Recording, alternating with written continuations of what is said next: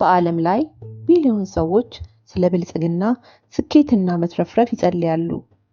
ግን ቢሊዮኖች አሁንም የነበሩበት ቦታ ላይ ናቸው። ለምን? እናንተም አስታውሱ። በጣም ነገሩን ፈልጋችሁት የጸለያችሁበትን ጊዜ እና ያልተሳካላችሁም ሰዓት፣ በጣም ተበሳጭታችሁ ግራ ገብቷችሁ የተተዋችሁ ስሜት ተሰምቷችሁም ሊሆን ይችላል። ግን እውነቱ ይህ ነው። ስለ ጸሎት የተነገረን ነገር ልክ አይደለም። ስለ ጸሎት ይህንን ካወቃችሁ የጠየቃችሁት ነገር ሁሉ እንደ ፈጣሪያችሁ ፈቃድ ይሳካላችኋል። ጥያቄ፣ ጸሎት ምንድን ነው? ከምታመልኩት አምላክ ዓለምን ከፈጠረው the most intelligent being ከሆነው ከፈጣሪያችሁ ጋር የምታወሩበት መድረክ ነው። እኔ የማወራው ቋንቋ አማርኛ ነው። እናንተ ደግሞ ቻይንኛ ብታወሩ መግባባት አንችልም አይደል? ምክንያቱም መግባባት በሁለት ሰዎች መካከል ያለ ሚውቹዋል ወይንም የጋራ ቋንቋ ያስፈልገዋል። እንደዚሁም ሁሉ ጸሎታችሁ እንዲመለስ ከእግዚአብሔር ጋር እንዴት ኢፌክቲቭሊ ኮሚኒኬት እንደምታደርጉ ማወቅ አለባችሁ። ስህተቱ የሚመጣው እዚህ ጋር ነው። ማውራት ብቻውን በሌላኛው አካል ዘንድ መግባባትን አያመላክትም። እናንተ ስላወራችሁ ብቻ ተግባብተናል ማለት አይደለም አይደል? እድሜ ልካችንን ጸሎት የቃል ልውውጥ እንደሆነ ሲነገረን ኖረናል። ጸሎት ቃላዊ አይደለም፣ አእምሯዊ ነው። ብዙ ሰው ቃልን በማነብነብ ይጸልያል፣ ጥቂቶች ግን አእምሯቸውን ይጠቀማሉ። እውነቱ እግዚአብሔር ሁሉንም ጸሎት ይመልሳል፣ ግን በአእምሮ የተጸለየውን ብቻ። ለምሳሌ በቃላችሁ ፍቅርን እየለመናችሁ በአእምሯችሁ ክፉ ከሆናችሁ፣ በቃላችሁ ስለ ሀብት እየጸለያችሁ በአእምሯችሁ ግን ድሆች ከሆናችሁ ድህነትን ልትቀበሉ ግድ ይሆናል። ምክንያቱም እውነተኛ ጸሎት የአእምሮ ስምምነት ነው። ዘሩ የሚዘራው ታላቁ አእምሮ ላይ ነው። ስምምነት ስል የጋራ መግባባትን የሚያመላክት ነው። መጠራጠር የሌለበት ግን አንድነትና ግልጽነት ያለበት ተደርጎ እንደተጠናቀቀ ሁሉ።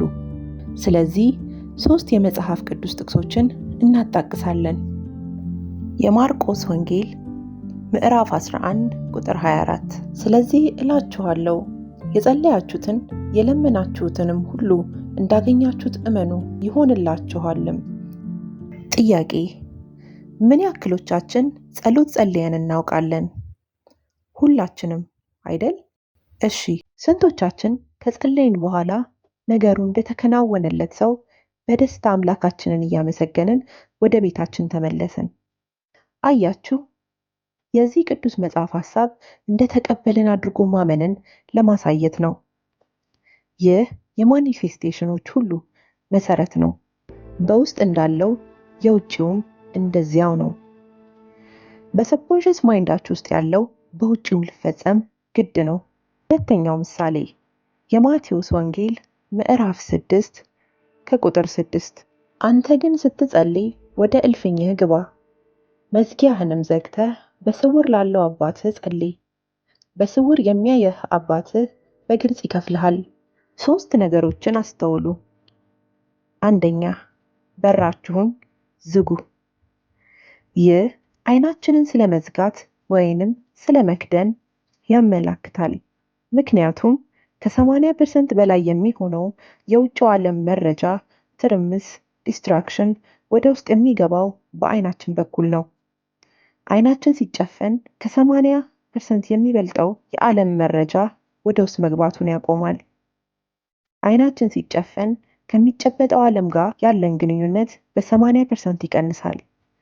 ትኩረታችንም ወደ ውስጠኛው ዓለም እንዲሄድ ያስገድደናል። አይናችንን መጨፈን ወደ ሰብኮንሸስ ዓለም ይወስደናል።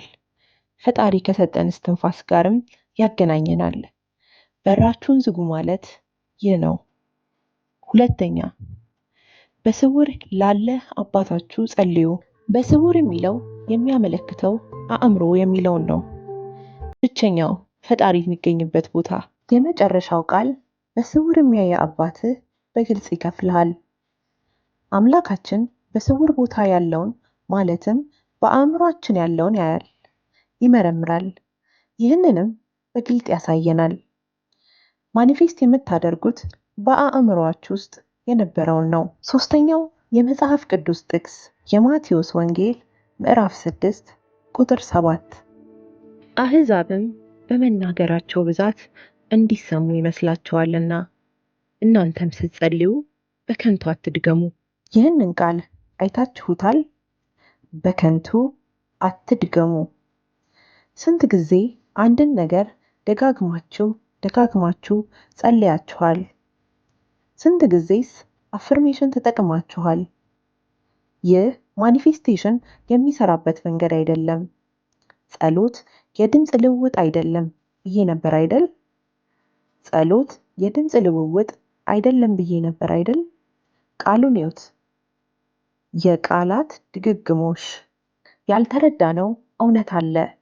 የቃላት ድግግሞሽ የጸሎት ምላሽን እንደማይሰጥ። ሰዎች እሁድ በየእምነት ቦታዎቻቸው አምላካቸውን ይማጸናሉ። ኑሯቸው ግን በዓለማዊውም በመንፈሳዊውም በረከት ርቆታል። በከንቱ ቃላትን ይደጋግማሉ። መጽሐፉ እንደሚለው ጸሎትን ከተጠቀማችሁ በእርግጥም የምትሹትን ከፈቃዱ ጋር ይሰጣችኋል። ይህ መንፈሳዊ ሳይንስ ነው፣ እርግጥም ነው።